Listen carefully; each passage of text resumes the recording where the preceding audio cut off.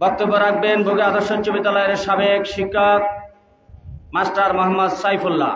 Master Mohammad Saifullah ভাই।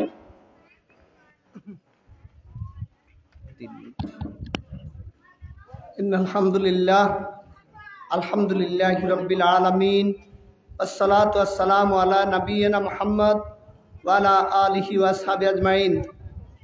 শহীদি কাফেলার সংগঠন বাংলাদেশ জামাত ইসলামী নাতরফেট ইউনিয়ন শাখা কর্তৃক আয়োজিত উদ্যোগার মহতি ইফতার মাহফিলের সম্মানিত সভাপতি উপস্থিত রয়েছেন বাংলাদেশ জামাত ইসলামী কেন্দ্রীয় মজলিস শুরার সম্মানিত সদস্য, কুমিল্লা দক্ষিণ জেলার সংগ্রামী সেক্রেটারি, কুমিল্লা ৯ নির্বাচনী আসনের মনোরগঞ্জ লাকসাম আসনের এমপি প্রার্থী, মনোরগঞ্জ লাকসাম এবং কুমিল্লার সিংহপুরুষ ডক্টর সৈয়দ সরওয়ার উদ্দিন সিদ্দিকী, মঞ্চ উপবিষ্ট সম্মানিত নেতৃবৃন্দ, সংগ্রামী বাইসব, আসসালামু আলাইকুম রহমতুল্লাহ বারকাতুহু।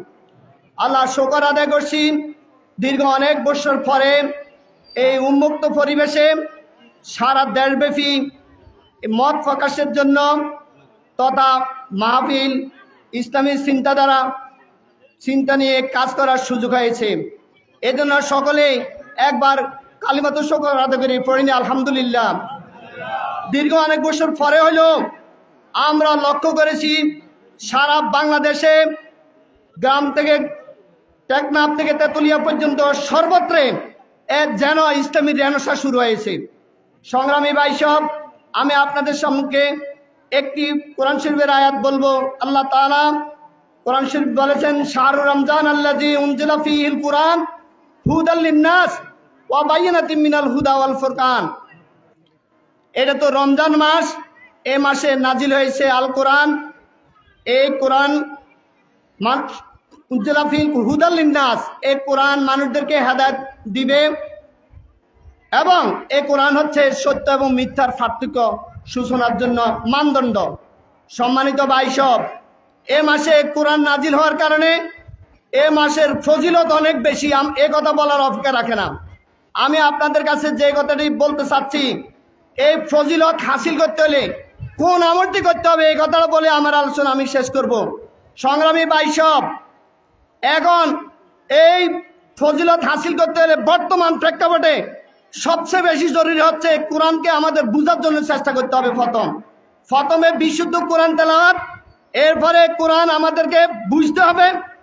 এরপরে সর্বোত্তম আমলটি হচ্ছে বর্তমান প্রেক্ষাপটে এই কোরআনের সমাজ প্রতিষ্ঠার জন্য আমাদের সর্বোচ্চ যথাসাধ্য চেষ্টা করতে হবে। যদি আমরা যথাসাধ্য আন্তরিকতা সহকারে এই চেষ্টাটা করতে পারি, এই সুযোগে এই ইসলামী আদর্শের ভিত্তিতে যদি ঐক্য গড়ে তুলতে পারি বাংলাদেশের, তাহলে ভারতীয় আধিপত্য থেকে মুক্ত হয়ে বাংলাদেশ একটি সত্যিকার একটি স্বাধীন রাষ্ট্র হিসেবে এদের জাতি স্বাধীনতা উপভোগ করতে পারবে।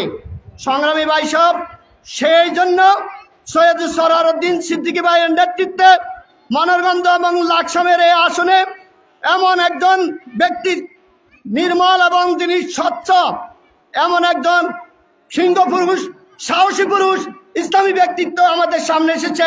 ওনার নেতৃত্বে এই লাকসামের উন্নয়নের সূচনা করবেন। সকলের কাছে উদ্যোক্তা আহ্বান জানিয়ে আমার আলোচনা এখানে শেষ করছি। আসসালামু আলাইকুম রহমতুল্লাহ বারাকাতুহু।